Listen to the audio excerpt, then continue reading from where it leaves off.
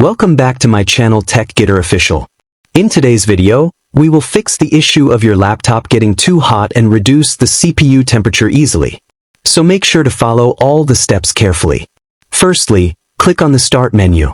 Then click on the search bar. Then type Edit Power Plan. Then click on Edit Power Plan. Now click on Change Advanced Power Settings. Then scroll down. Then click on Processor Power Management. Then click on Maximum Processor State. Now you will see two values set to 100%. Click on the first value.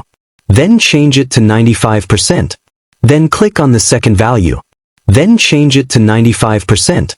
Reducing this value helps lower CPU usage slightly, which reduces heat without affecting performance too much.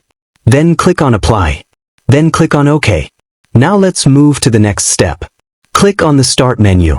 Then click on the search bar. Then type Settings. Then click on Settings. Now click on Apps. Then click on Startup.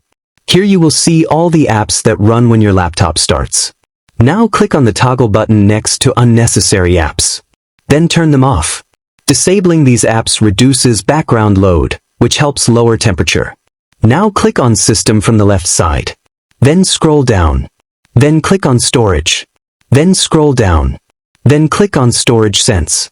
Then make sure it is turned on. Now click on Cleanup Recommendations. Then click on Downloads.